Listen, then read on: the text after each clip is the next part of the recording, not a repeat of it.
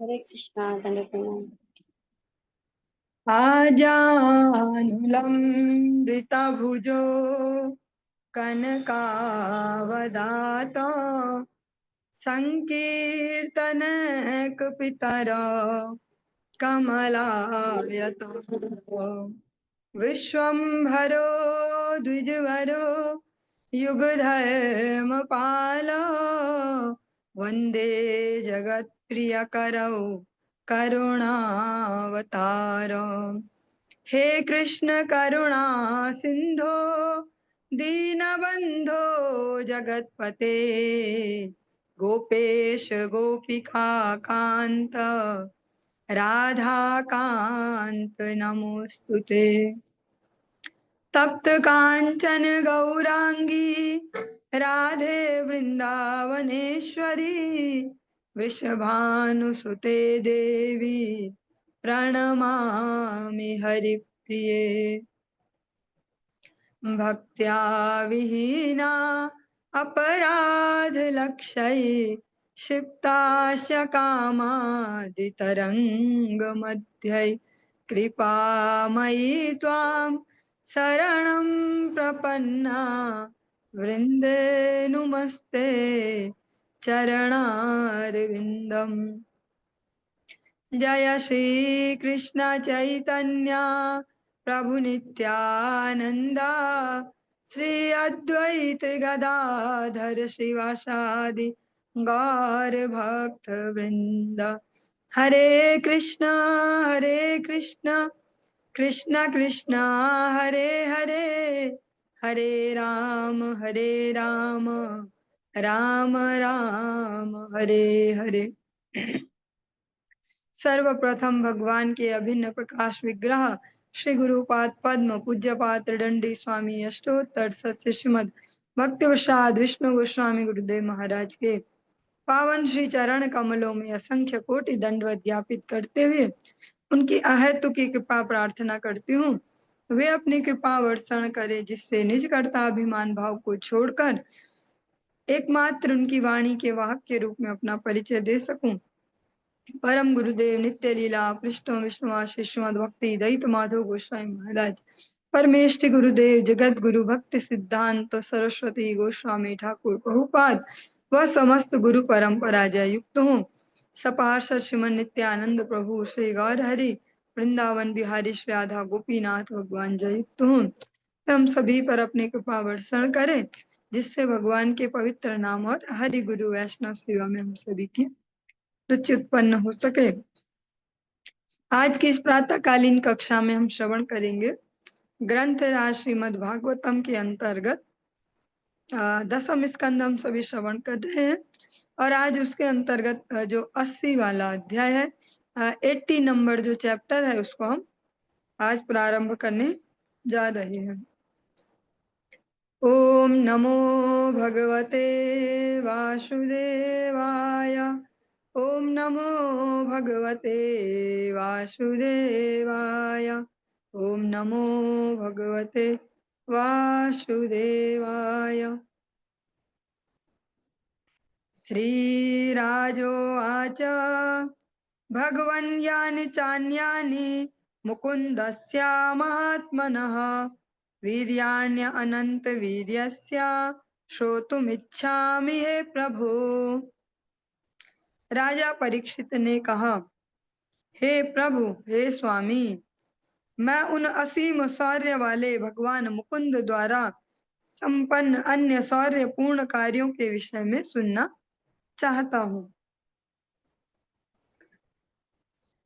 परीक्षित महाराज जी प्रार्थना करते हैं सुखदेव गोस्वामी जी से कि मुझे ना भगवान की कुछ और ऐसे वीर्यवती कुछ लीलाएं और भी सुनाओ। हाँ, मुझे खूब उत्साह आ रहा है इन लीलाओं को सुनने में, आप कुछ और सुनाओ। जैसे छोटे बच्चों को देखेंगे, अगर हम कुछ ऐसा सुनाए उन्हें रुचि कर जो उनकी रुचि का तो बोलेंगे और भी सुनाते। लेकिन जो परीक्षित महाराज जी हैं अपने जन्म के समय से जिन्होंने भगवान का दर्शन पाया और ऐसी वंश परंपरा में भी जो आते हैं जहाँ भगवत भक्ति बचपन से चलती है, चाहे वो कुंती महारानी हो उनके पुत्र हो और उनके द्वारा श्री परीक्षित महाराज आज भगवान की कथा श्रवण करने बैठे हैं सुखदेव गोस्वामी के सम्मुख। मृत्यु का भय उन्हें बिल्कुल भी नहीं है। आराम से भगवान का जो महिमा है, भगवान की महिमा, जो गुणानुवर्णन है, उसको श्रवण कर रहे हैं और उससे बोर नहीं होते।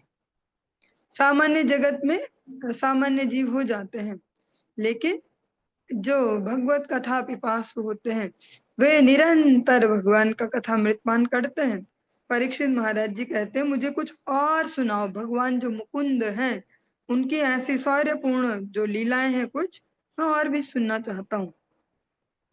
को न श्रुत्वा सकृद ब्रह्मन् नु उत्तम श्लोक सत्कथाः विरमेत विशेषज्ञो विषण्णः काम मार्गणः। हे ब्राह्मण, जो जीवन के सार को जानता है और इंद्रिय तृप्ति के लिए प्रयास करने से ऊब चुका है, वह भगवान उत्तम श्लोक की दिव्य कथाओं को बारंबार सुनने के बाद भला उनका परित्याग कैसे कर सकता है। परीक्षित महाराज जी इसी बात को कह रहे हैं कि जिसने वास्तव में समझ लिया कि जीवन का सार क्या है। सायकालीन कक्षा में कल श्री चैतन्य भागवतम में भी हम यही श्रवण कर रहे थे। जगन्नाथ मिश्र जी कहते हैं कि जो शास्त्रों का वैदिक जो साहित्य है उसका अच्छी प्रकार से भली भांति अध्ययन करेगा तो वो समझ जाएगा कि संसार असार है। परीक्षित महाराज जी कह रहे हैं कि जो ये समझ जाता है कि ये जीवन का सार क्या है, किस लिए ये मनुष्य जीवन, स्पेशली जो ये मनुष्य जीवन हमें क्यों प्राप्त हुआ है, और इंद्रिय जो अलग अलग प्रकार के इंद्रिय तर्पणों के प्रयोगों से प्रयासों से जो ऊब चुका है, अब वह जो भगवान की कथा सुनेगा तो वो क्यों नहीं उसको बारंबार सुनना चाहेगा, उसको उनमें वास्तविक आनंद प्राप्त होगा। और यही एकमात्र कारण है कि भगवान की कथा कभी बासी नहीं होती है। हम उन्हीं कथाओं को निरंतर सुनते जाते पूरे जीवन भर, पर कभी ऐसा नहीं लगता बोर हो गए वही सुन के, पूतना आई, अगासुर आया, बकासुर आया। क्योंकि उसमें दोनों एंगल से भगवान की कथा भी दिने दिने नवम नवम है। हर बार जो भी वैष्णव जन गुरु वर्ग हमें उसे श्रवण करवाते हैं, उसके अलग अलग नए नए पक्षों से श्रवण करवाते हैं। और दूसरा, जो हृदय की जो भक्ति है, अगर किसी की अच्छे लेवल पर भक्ति है भगवान के प्रति तो वो भी नहीं उबेगा, उसको भी बारंबार वो भगवान का जो लीला कथा अमृत है हर बार नया लगेगा। सा वाग्यया तस्य गुणान् गृणीते कर च तत्कर्म कर मनश्च स्मरेद्वसन्तं स्थिरजंगमेषु शृणोति तत्पुण्य कथा सकर्णः। वास्तविक वाणी वही है जो श्री भगवान के गुणों का वर्णन करती है। वास्तविक हाथ वो है जो भगवान के लिए कार्य करते हैं। वास्तविक मन वह है जो प्रत्येक चर अचर के भीतर निवास करने वाले उन श्री भगवान का निरंतर स्मरण करता है। और वास्तविक कान वे हैं जो निरंतर उनकी पुण्य कथाओं का श्रवण करते हैं। ये परीक्षित महाराज जी कह रहे हैं कि वास्तव में जैसे कहें हम लोकल सी भाषा में कि असली कान तो वही हैं जो भगवान की कथाओं में लगते हैं, असली आंखें वही हैं जो भगवत दर्शन में लगते हैं, असली जीवा वही है जो भगवान का गुणानुवाद करती है। क्योंकि भगवान का नाम है ऋषिकेश, इंद्रियों के स्वामी, गोविंद जो इंद्रियों के राजा हैं। तो जब ये इंद्रियां भगवान की सेवा में लगेंगी तभी ये वास्तविक हैं। शिरस्तु तस्यो भयलिंगमाने तदेव यत् पश्यति तद्धि चक्षुः अंगानि विष्णोरथ तज्जनानां पादोदकं यानि भजन्ति नित्यम्। वास्तविक शीश वही है जो स्थावर तथा जंगम जीवों के बीच श्री भगवान की अभिव्यक्तियों को नमन करता है। वास्तविक नेत्र वे हैं जो एकमात्र श्री भगवान का दर्शन करते हैं, और वास्तविक अंग वे हैं जो श्री भगवान या उनके भक्तों के चरणों को पखारने से प्राप्त जल का नियमित रूप से शिरोधारण करते हैं। सूत उवाच विष्णुरातेन संपृष्टो भगवान् वादरायणिः वासुदेवे भगवती निमग्न हृदयो अब्रवीत। श्रील सूत गोस्वामी ने कहा, विष्णुरात द्वारा इस तरह प्रश्न किए जाने पर शक्ति संपन्न ऋषि वादरायणी ने, जिनका हृदय भगवान वासुदेव के ध्यान में पूर्णतया लीन रहता था, यह उत्तर दिया। श्री सुका उवाच कृष्णस्यासीत् सखा कश्चित् ब्राह्मणो ब्रह्मवित्तमः विरक्तीन्द्रियार्थेषु प्रशान्तात्मा जितेन्द्रियः। श्री सुखदेव गोस्वामी ने कहा, भगवान श्री कृष्ण के एक ब्राह्मण मित्र थे जो वैदिक ज्ञान में प्रकांड पंडित थे और समस्त इंद्रिय भोगों से उदासीन थे। इससे भी बढ़कर उनका मन शांत था और उनकी इंद्रियां संयमित थी। यदृच्छयोपपन्नेन वर्तमानो गृहाश्रमी तस्य भार्या कुचैलस्य शुच्छामा च तथाविधा। गृहस्थ की भांति रहते हुए जो कुछ उसे अपने आप मिल जाता, वे उसी से अपना भरण पोषण करते थे। और साधारण से वस्त्रधारी उस ब्राह्मण की पत्नी उसके साथ कष्ट भोग रही थी और भूख के कारण दुर्बल हो चुकी थी। पतिव्रता पतिं प्राह म्लायता वदनेन सा दरिद्रम सीदमाना वेपमानाभिगम्य च। एक बार उस गरीब ब्राह्मण की सती साध्वी पत्नी उसके पास आई। उसका मुख कष्ट के कारण सूखा था। वैसे कांपते हुए वह इस प्रकार बोली, ननु ब्रह्मन् भगवतः सखा साक्षी श्रिया पतिः ब्रह्मण्यस्य शरण्यश्च भगवान सात्वतर्षभः। जो ब्राह्मण है, जिनको हम सुदामा नाम से जानते हैं, उनकी पत्नी ने कहा, हे ब्राह्मण, क्या यह सत्य नहीं है कि लक्ष्मी जी के पति आप के अपने मित्र हैं? यादवों में सर्वश्रेष्ठ वे भगवान श्री कृष्ण ब्राह्मणों पर दयालु हैं और उन्हें अपनी शरण देने के लिए अति इच्छुक हैं। तमुपैहि महाभाग साधूनां च परायणं दास्यति द्रविणं भूरि सीदते ते कुटुंबिने। हे भाग्यवान, जो समस्त संतों के परम शरण हैं, कृपया आप उनके पास जाइए। वे निश्चय ही आप जैसे कष्ट भोग रहे ग्रस्त को प्रचुर संपदा प्रदान करेंगे। आस्ते अधुना द्वारवत्यां भोजवृष्ण्यन्धकेश्वरः स्मरतः पादकमलमात्मानम् अपि यच्छति किं न्वर्थ कामान् भजतो नात्यभीष्टान् जगद्गुरुः।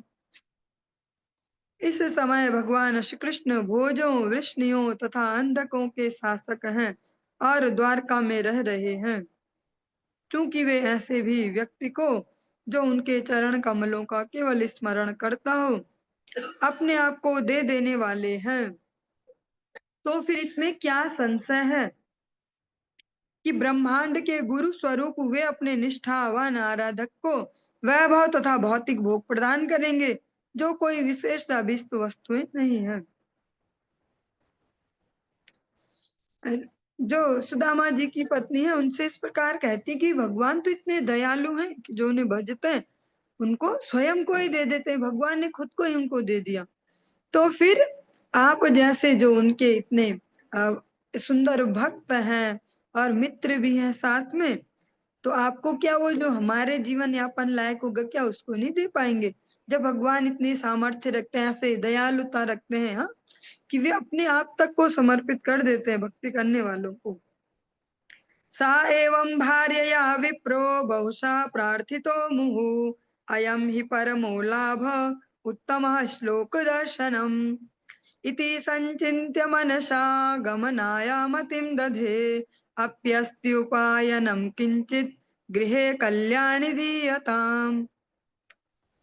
सुखदेव गोस्वामी जी आगे कहते हैं, जब उनकी पत्नी ने उनसे नाना प्रकार से अनुरोध किया, अलग अलग प्रकार से ऐसे, तो ब्राह्मण ने भी अपने मन में सोचा कि भगवान श्री कृष्ण के दर्शन करना निस्संदेह जीवन की सबसे बड़ी उपलब्धि है। अतः उन्होंने जाने का निश्चय कर लिया, किंतु उन्होंने पहले अपनी पत्नी से कहा, हे कल्याणी, यदि घर में ऐसी कोई वस्तु हो जिसे मैं भेंट के रूप में ले जा सकूं तो मुझे दे दो।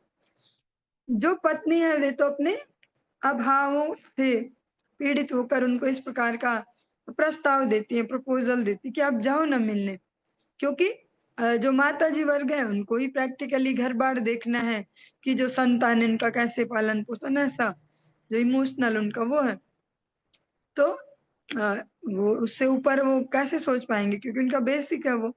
तो वो उनकी पत्नी भी कहती है कि भैया आप मिलने जाओ तो हाँ, हमारा कुछ ना कुछ तो भगवान करेंगे व्यवस्था।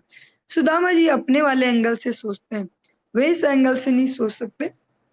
वे सोचते भक्ति परक वाले कि किसी भी बहाने चलो भगवान का दर्शन तो बढ़िया ही है, भगवान का दर्शन तो हो ही जाएगा। फिर कहते हैं कि खाली नहीं जाना चाहिए, गुरु वैष्णव भगवान, हम अगर अपने श्रेष्ठों के पास जाते हैं, कुछ ना हो तो एक पुष्प ही ले जाएं, पर ले जाएं, खाली हाथ नहीं जाना चाहिए। तो क्या कुछ ऐसा हो सकता है जो मैं भेंट के रूप में ले जाऊं भगवान के लिए?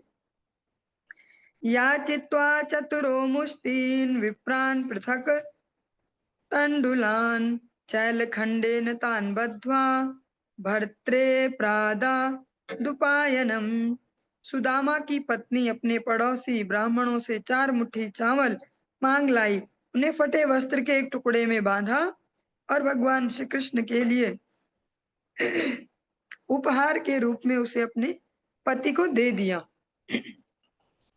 सातानादाय विप्राज्ञः प्रययो द्वारकां किल कृष्ण संदर्शनम मह्यम कथम स्यादिति चिंतयन्। वे साधु ब्राह्मण तंडुल लेकर द्वारका के लिए रवाना हो गए और लगातार विस्मित होते रहे कि मैं किस प्रकार से भगवान श्री कृष्ण के दर्शन कर सकूंगा। त्रीणि गुल्मान्यतीयाय तिस्रा कक्षाश्च स द्विजः विप्रो अगम्यान्धकवृष्णीनां गृहेष्वच्युतधर्मिणाम्। गृहं द्वयश्च सहस्राणां महिषीणां हरेर्द्विजः विवेशैकतमं श्रीमद् ब्रह्मानंदं गतो यथा।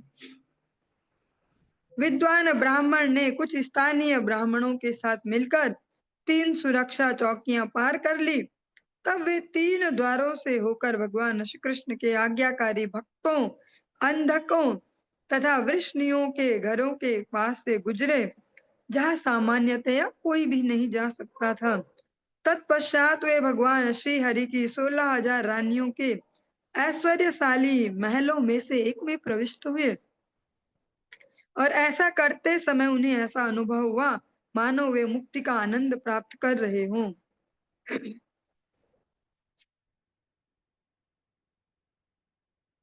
पद्म पुराण से ऐसा उदाहरण दिया गया कि जो वे पहुंचे हैं सुदामा जी रुक्मणी जी के महल पे, वहां प्रविष्ट हुए हैं। सातो रुक्मण्यन्तः पुरा द्वारी कृष्णम तूष्णीम स्थितः। पद्म पुराण में ऐसा वर्णन है कि वे रुक्मणी जी के महल पे पहुंचे हैं। तम विलोक्याच्युतो दूरात् प्रिया प्रियंकमास्थितः सहसोत्थाय चाभ्यतेय दौर्भ्यां पर्यगृहीन् मुदा। उस समय भगवान अच्युत अपनी प्रिय के जो सिंहासन है उस पर विराजमान थे। उन ब्राह्मण को कुछ दूरी पर देखकर श्री भगवान तुरंत उठ खड़े हुए और उनसे मिलने के लिए आगे गए और बड़े ही हर्ष से उनका आलिंगन किया। सख्युहा प्रियस्य विप्रसेर अंग संगाति निर्वृतः प्रीतो यमुच्चदा बिंदुना नेत्राभ्याम पुष्करे क्षणः। कमल नयन श्री भगवान को अपने प्रिय मित्र विद्वान ब्राह्मण के शरीर का स्पर्श करने पर गहन आनंद की अनुभूति हुई और उनकी आंखों से प्रेम के आंसू झरने लगे। अथोपवेश्य पर्यंके स्वयं सख्युः समर्हणम् उपहृत्यावनिज्यास्य पादावनेजनीः अग्रहीच्छिरसाराजन् भगवान् लोकपावनः व्यलिम्प दिव्यगन्धेन चन्दना अगुरुकुङ्कुमैः धूपैः सुरभिभिर्मित्रम् प्रदीपावलिभिर्मुदा अचिर्त्वा वेद्यताम्बूलम् गां च स्वागतम् ब्रवीत। भगवान श्री कृष्ण ने अपने प्रिय मित्र सुदामा को अपने पलंग पर बिठाया। फिर समस्त जगत को पवित्र करने वाले श्री भगवान ने स्वयं नाना प्रकार से उनका आदर किया और हे राजन उनके पांव धोए। भगवान ने अपने नेत्रों के जल से उनके पांव धोए और उसी जल को अपने मस्तक पर छिड़का। सुदामा जी के चरणों के धोवन। उन्होंने उनके शरीर पर दिव्य सुगंधित चंदन अगुरु और कुमकुम का लेप किया और सुगंधित धूप तथा दीपों की पंक्तियों से प्रसन्नता से उनकी पूजा की। अंत में पान देने के बाद उन्हें दान में गाय दी और मधुर शब्दों से उनका स्वागत किया। जो भगवान श्री कृष्ण है वे ईश्वर परम कृष्ण, भगवान परम ईश्वर है। उनकी ईश्वरता को कभी खतरा नहीं है किसी से कि इसको मैं इतना सम्मान दे दूं तो इसको ही पूजने लग जाएंगे, मेरा क्या होगा। इसीलिए भगवान हमेशा कह सकते हैं ईर्ष्या रहित होकर अपने भक्तों को ऐसा यश देते हैं, मान देते हैं। हाँ, जिन भगवान का चरणोदक शिव जी अपने मस्तक पर धारण करते हैं और पूरा जगत उन्हें ऐसे देवादिदेव महादेव और भगवान भोलेनाथ ऐसा पूजते हैं, वे भगवान स्वयं आज सुदामा जी जैसे सामान्य मनुष्य, वो तो देवता कैटेगरी में भी नहीं है कि यहाँ कंफ्यूजन हो जाए कि भैया ये भगवान है कि ये भगवान, नॉर्मल से मनुष्य ऐसे। उनमें भी अगर नॉर्मलों में भी देखे तो अगर आज के डेट में सब फाइनेंशियल स्टेज से ही सबको नापा जाए तो बेचारे तो अभी अपने दम पे रोटी कमाते भी नहीं है। ऐसा कि मैं रोटी के लिए प्रयास करूं, ऐसा नहीं करते। ऐसे सुदामा जी के चरण धोते अपने आंसुओं से और उसी जल को फिर अपने मस्तक पे भी छिड़कते हैं। तो भगवान की भगवत्ता है। और वहां पे फिर सुदामा जी ऐसे ही नहीं हो गए, मैं ही हूँ भगवान, देखा ये द्वारकाधीश भी मेरे चरणों तक को ऐसे डालता है। तो ये इसमें दोनों है, दो एंगल है और समझना दोनों से परम आवश्यक है। ये हमारे जीवनों में कैसे रिलेट कर रहा है ये समझना आवश्यक है, क्योंकि ये कक्षा है। अभी कोई ऐसे साप्ताहिक विधि से कोई कथा नहीं सुन रहे कि देखो चरण आंसुओं से धुलाए ऐसे श्याम ने। ये वो बड़े वर्ग के लिए है कि बहुत सारे पब्लिक वहां इकट्ठी होती है, उनको एक सामूहिक रूप से भगवत भक्ति में लाना। पर ये भी एक पर्सनल सी कक्षा है, एक कह सकते हैं बिल्कुल कक्षा ही है, इससे ज्यादा क्या कहें। तो यहाँ पे हमें उन्हीं एंगल से समझना पड़ेगा जो हमारे लिए उचित है। हमें वो अभी सार्वजनिक भाव में नहीं जाना, ये सार्वजनिक टाइप कुछ कक्षा है नहीं। तो शुरुआत में जब भागवतम हम प्रारंभ कर रहे थे गुरु वैष्णव आज्ञा से, तभी हो गया था कि भैया जो पचा पाएंगे वही रहेंगे, बाकी किनारे हो जाए। और हुए भी, स्टार्टिंग में बहुत अधिक थे भक्त, धीरे धीरे जो पाचन वाले नहीं थे वो किनारे हो गए। भगवान की ये भगवत्ता है, भगवान ईर्ष्या नहीं करते किसी से और भगवान का ये प्रेम है। लुटा दो सब कुछ ही दे दो। पर जिसको दे रहे हैं इस एंगल से भी देखेंगे, वाह भगवान इतने प्रिय हैं। ऐसा भगवान आज तक दुनिया में कोई देखा नहीं, ऐसा कोई देवता कोई जो अपने को ही लुटा दे। और आदर भी ऐसा दे कि ले तेरे चरण धोवन में अपने सिर पे ही डालूं। पर दोनों एंगल से समझना, क्योंकि हम जो प्रैक्टिकली अभी भक्ति के प्रैक्टिस में चल रहे हैं, यहाँ भी हम भगवान का ऐसा डायरेक्ट कुछ ऐसा नहीं कर पाते अनुभव। पर उनके जो रिप्रेजेंटेटिव हैं, जिनके प्रकाश विग्रह श्री गुरुदेव को देखते हैं, वो भी बिल्कुल भगवान जैसे महावदान्यों के चल रहे हैं। और ऐसे हमें ऐसे ही गुब्बारे जैसा बनाते, जैसे भगवान चरणों तक अपने सिर पे छिड़क रहे। सुदामा जी इतने रास्ते से चल के आए, कहाँ से कहाँ पहुंचे, हाँ कैसे कैसे उनके पैर हैं, वो उनको अपने आंसुओं से धो के उसको छिटक रहे हैं। वो वानी बोल रहे सैनिटाइजर लाओ सुदामा का, पहले हाथ पांव ऐसे धुलाओ तब मैं कुछ करूं। ऐसे ही गुरुदेव भी हमें करते हैं, परंतु हमें भी समझना सुदामा जी जैसे ही सुदामा जी ऐसे ही नहीं हो गए, अब तो मैं ही हूँ शायद भगवान, ये भगवान तो मेरे चरणों में बैठा, मैं भगवान। तो ये हमारे लिए भी यही सूक्ष्म बात है कि हमें समझना है कि उनकी साधुता है, उनकी वैष्णवता है, वो भगवत कृपा है, गुरु कृपा है, ऐसा करते हैं हमें। पर हमें अपने स्तर पर ठीक से समझ के बहुत कह सकते हैं संवेदनशील होकर इस भक्ति राज्य में आगे बढ़ना है। ये उन्हीं भक्तों के लिए कहा जा रहा है जिसपे अभी थोड़े मैच्योर हो चुके हैं। आप सभी लोग निरंतर एक संवेदनशील भक्ति पथ पर बढ़ रहे हैं, इसलिए सुनाया जा रहा है। ये आम पब्लिक में या वैसे बोलने वाली बातें नहीं है। सोचेंगे किस दुनिया की बातें करते हैं ये, हाँ।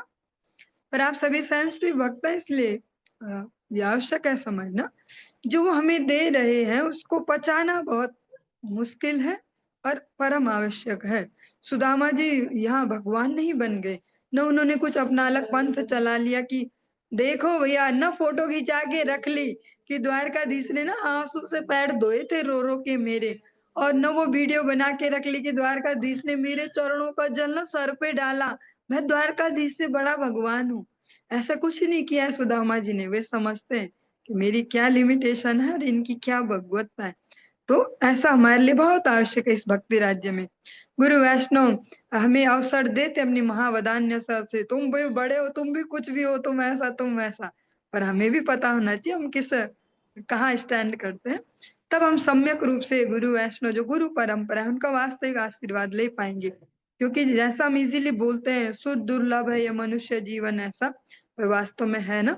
तो हम में से कोई भी इतना मूर्ख तो नहीं हम इस अवसर को ऐसे ही जाने दे। तो हमें सेंसिटिवली समझते जाएंगे तो इस अवसर का अवश्य लाभ ले पाएंगे। जो गुरु वैष्णव इतने महावदान्य है, अवश्य हमारा उद्धार करेंगे, पर हमें भी अपनी सेंसिटिविटी को संभाल के रखेंगे। जब हम उनके उच्च आदर्शों को अपने जीवन में लाएंगे, तब जो उनका लक्ष्य है, महाप्रभु का वचन, पृथ्वी ते आछे यत नगर आदि ग्राम, सर्वत्र प्रचार हाईवे मोरना, तब उसमें ठीक से पार्टिसिपेट कर पाएंगे, सहयोग कर पाएंगे, अपनी सेवा दे पाएंगे।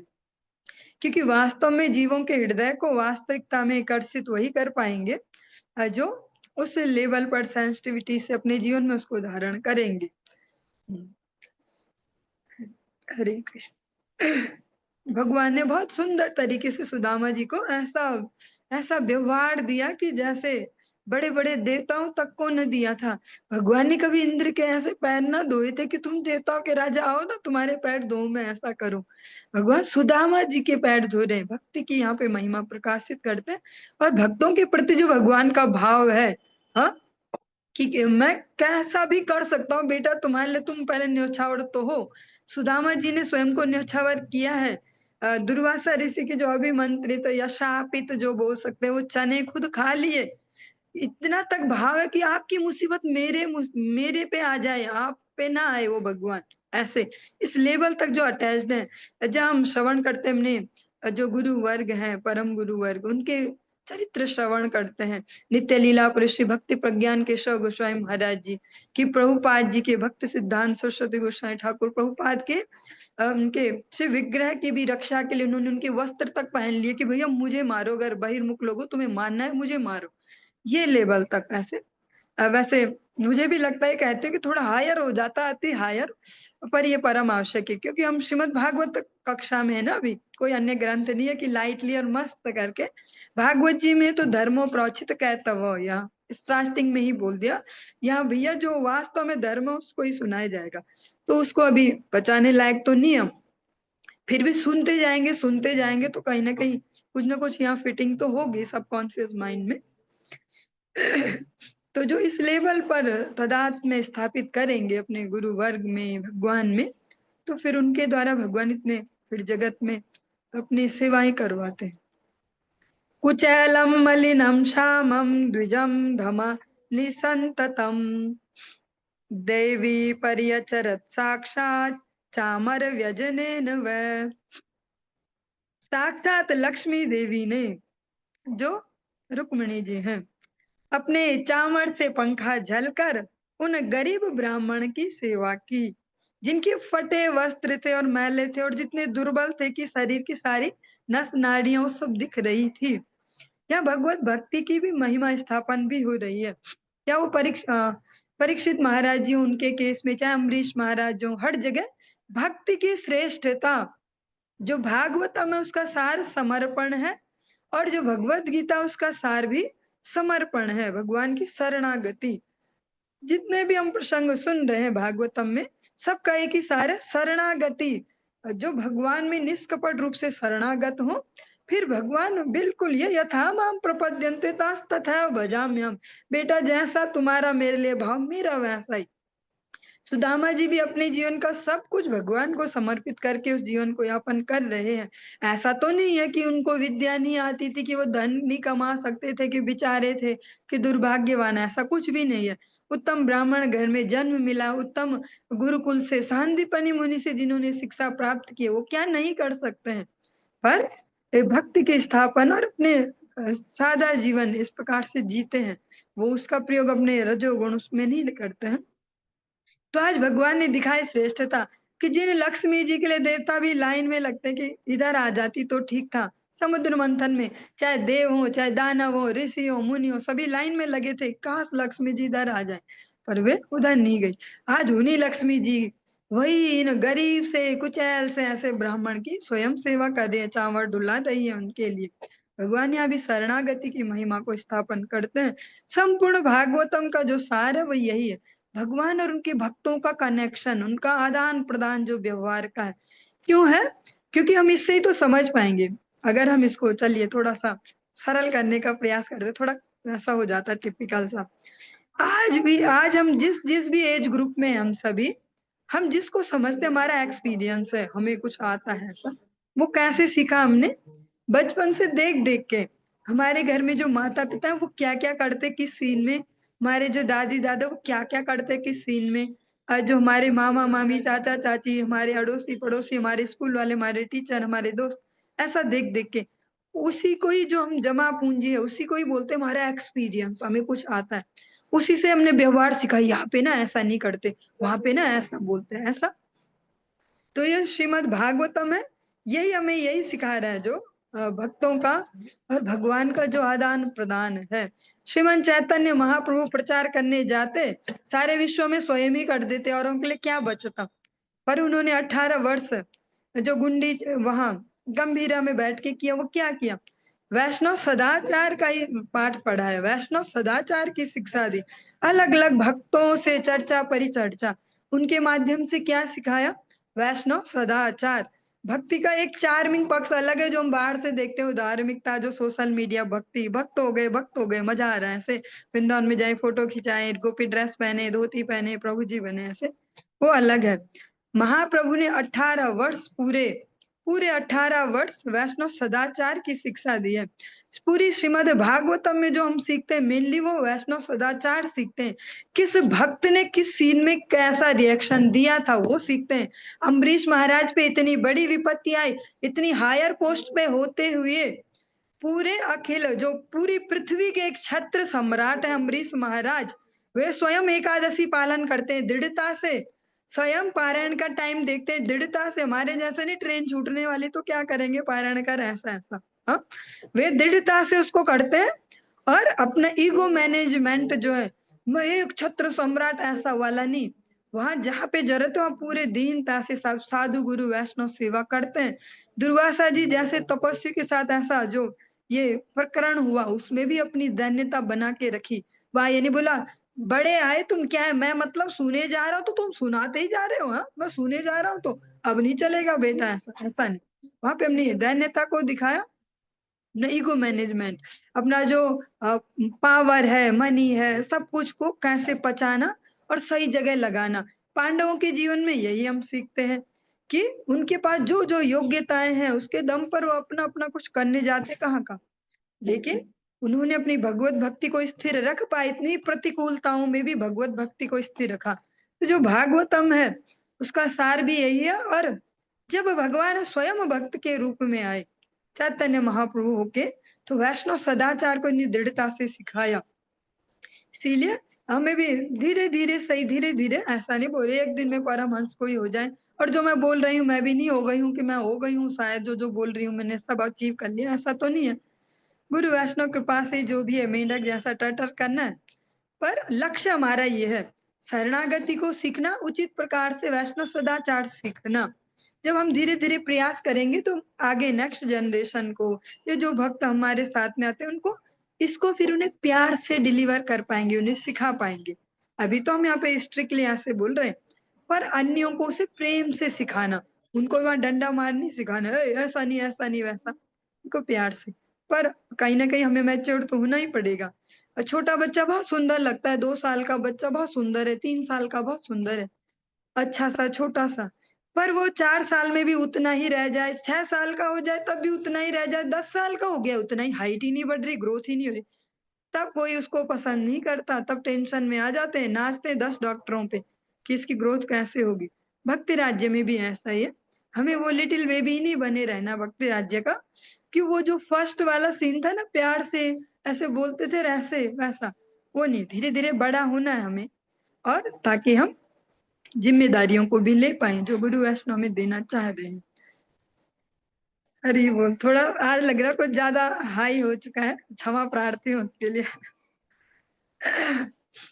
अंतः पुरजनो दृष्ट्वा कृष्णेनामलकीर्तिनः कीर्तिना विस्मितो अभूदति प्रीत्या अवधूतं सभाजितम्।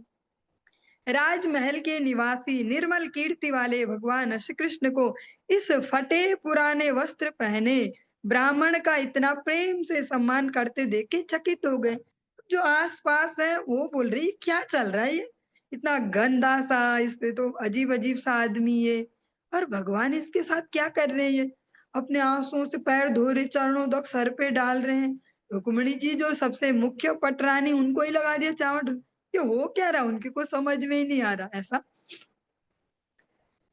किमनेन कृतं पुण्यम अवधूतेन भिक्षुणा श्रियाहीनेन लोकेस्मिन् गर्हितेनाधमेन च यशो त्रिलोकगुरुणा श्रीनिवासेन संभृतः प्रियङ्कस्थां श्रियं हित्वा परिष्वक्तो अग्रजो यथा। राजमहल के निवासी इस प्रकार से कहते हैं, इस अस्त व्यस्त निर्धन ब्राह्मण ने कौन सा पुण्य कर्म किया है,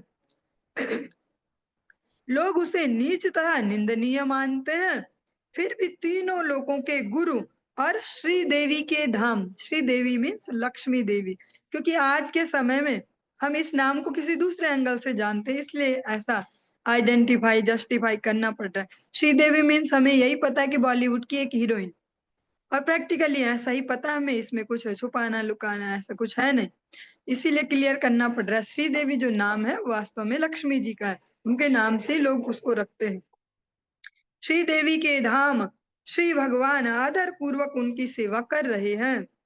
लक्ष्मी जी को अपने पलंग पर बैठा हुआ छोड़कर श्री भगवान ने इस ब्राह्मण का आलिंगन किया है, मानो वह उनका बड़ा भाई हो, अपने बड़े भाई, ऐसा लग रहा है जैसे इनके बड़े भाई तो नहीं है ये, भगवान अपना सब छोड़ छाड़ के इनको इस प्रकार से व्यवहार दे रहे हैं। कथयाम चक्रतु तुर्गाथाः पूर्वा गुरुकुले सतोः आत्मनोर ललिता राजन करो गृह्य परस्परम। श्रील सुखदेव गोस्वामी ने कहा, हे राजन, परीक्षित महाराज जी को संबोधित करते हुए, एक दूसरे का हाथ पकड़कर श्री कृष्ण तथा सुदामा अत्यंत हर्ष के साथ बातें कर रहे हैं कि किस तरह कभी वे दोनों अपने गुरु की पाठशाला में साथ साथ रहे थे। और भगवान और उनके मित्र का ये जो वार्तालाप हम कल की कक्षा में श्रवण करेंगे, आज की कक्षा को यहीं पे ही विश्राम देंगे। हरे कृष्ण।